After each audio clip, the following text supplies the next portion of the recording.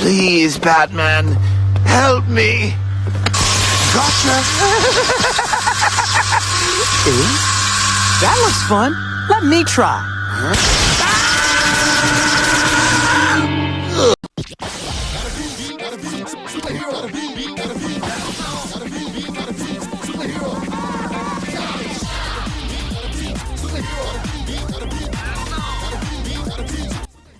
Hey there YouTube, it's spring, and I thought that now would be a good time to talk to you about one of my favorite cartoons, Static Shock. You see, before Justice League Unlimited and Teen Titans were on the air, there was Dakota's favorite superhero, Static. As a black youth growing up in the early 2000s, I couldn't help but love a superhero who was the same race as me. And because of avid DC fans, we got Static Shock, a show so cool, I still can't believe it was aired on the same channel as Johnny Test and Coconut Fred. I'm the Tube Man, and this is Remember That, Static Shock. Before I can talk to you about Static Shock the show, I have to give you a little background on the comics. Static was created by Dwayne McDuffie, Dennis Cowan, Derek Dingle, and Michael Davis for the Milestone Comics universe. Milestone Media was a comic book company founded by the four around the representation of minorities in comics. Static's first appearance was in June 1993 with his first debut comic, Static No. 1. Static was made to be a contemporary version of Spider-Man as he was originally going to be a Marvel character, but ended up being in his own completely original comic book universe. You almost threw me into orbit! I was scared to death! I'm sorry, but something's happened to my powers. They're way stronger than they used to be. That so? Well, can you drop me up for 44th and 3rd? Didn't you just say you were scared to death? Yeah, but the traffic in this town is even scarier. Okay, that's enough about Static the comic, now let's talk about Static the show. Static Shock was an animated TV series that ran from September 23rd, 2000 until May 22nd, 2004. There were 52 half-hour episodes in total spanning 4 seasons. It ran on Kids WB, with reruns playing on Cartoon Network and also Disney XD for some reason. The show, just like the comics, followed Virgil Hopkins, a black high school student living in the fictional city of Dakota, which is like Detroit and Cleveland mixed into one gang-filled metropolis. The show centers around Static, who has the ability of electromagnetic manipulation. He goes around fighting and helping other metahumans, known as Bang Babies, who are exposed to a chemical called Bang Baby gas, or in the comics, Q-Juice. One of the interesting things that the show did was handle a slew of social issues like racism. And now I see why Richie acts like a hood, Maggie. That kid's a bad influence. All his kind are. Keep your voice down. It's bad enough I gotta deal with them all day long. Now one of them's in my house. Disability. I could never sit still as a kid. So you dropped out of the program. I felt dumb. Don't tell anybody about this, okay? You're not dumb. Look what you've made of yourself. A hero, a famous musician, but I messed up. Homelessness. Throw away! Leave me alone! it's all right, man. I'm not gonna hurt you. I'm looking for somebody. Everybody here keeps to himself. Yeah. Leave us alone. Get out! I can't trust nobody. Don't want any trouble. But it never felt forced or bad from the show. Each episode was done in a format of the classic Villain of the Week style of Saturday morning cartoon, but unlike the comics, Static Shock was really lighthearted most of the time, which makes for really enjoyable scenes as well as good fights. Now, onto the characters.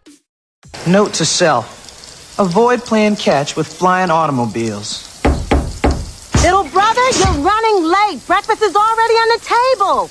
Virgil Ovid Hawkins, get your ashy butt out here right this minute. Sharon, my middle name is never to be spoken aloud. You know that. Virgil is your average black teenager. He listens to music, goes to school, and tries not to get wrapped up in the gang violence that's going on in his town. Now as Static, he's a sarcastic, arrogant, and quick-witted hero with the heart of gold. But seriously, Static is a really good guy. Like, his moral compass is permanently stuck on good, and he never has any moral corruption throughout the entire series. Also, he was voiced by Phil Lamar, you know, the guy you get to voice every black character in a cartoon. Then there's Richie, Virgil's best friend and sidekick, who goes by the superhero name of Gear and has the power of super intelligence. Richie is also an interesting character since he didn't have powers for a portion of the series, and also because he's white. Because of that, we were able to get some pretty unique situations that focus on him. Like when Virgil goes over to his house for the first time and find out that his dad's a racist. or when Richie gets addicted to superpowers, or when he gets possessed by Brainiac and the Justice League had to help rescue him. There's also Virgil's sister Sharon and their dad Robert, as well as a few other superheroes.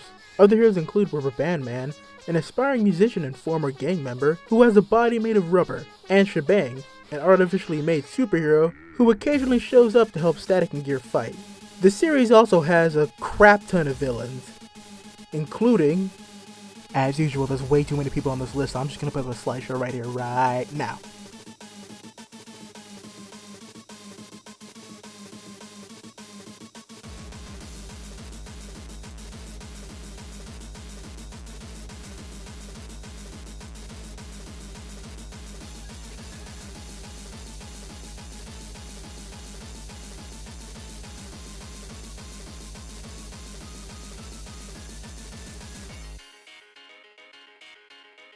Even though there were all these villains in the series, only 2 of them were ever really the big bads of the show.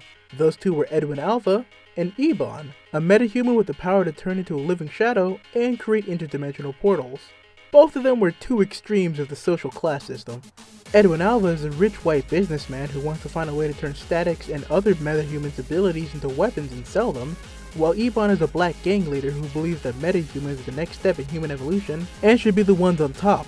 Both of them pose great threats to Static, but eventually Alpha stops focusing on Static when his son is turned to stone by the Bang Baby gas.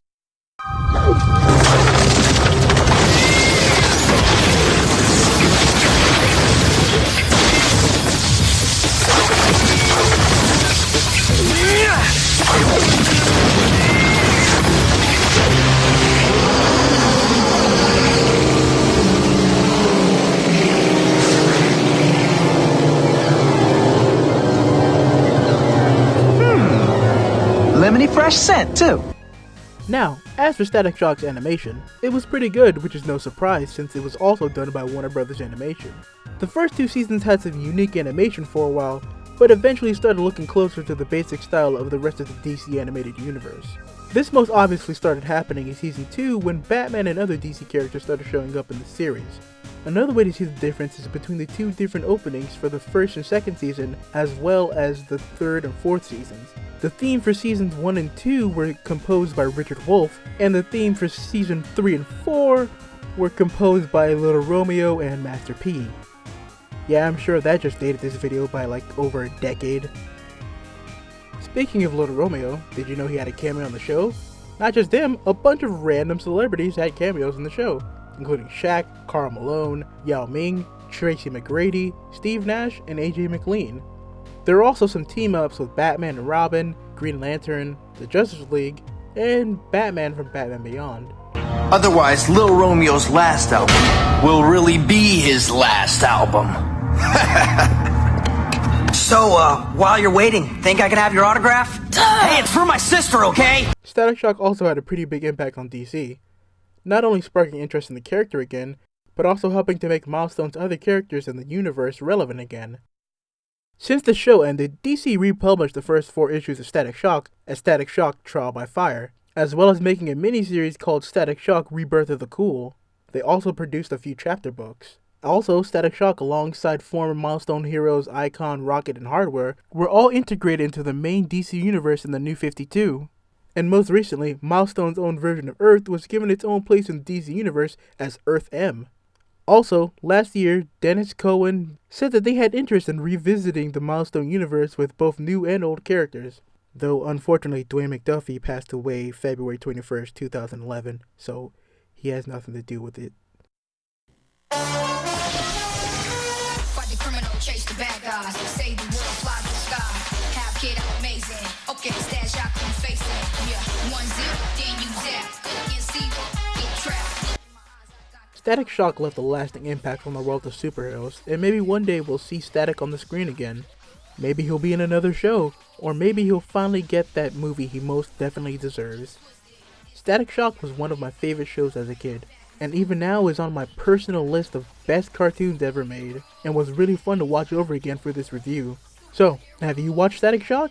What was your favorite episode? Who was your favorite character? Please leave a comment below, and while you're at it, why don't you go ahead and give that subscribe button a click and like this video. I'm the Tube Man, and this broadcast is over. I put a shock to your system. Static shock!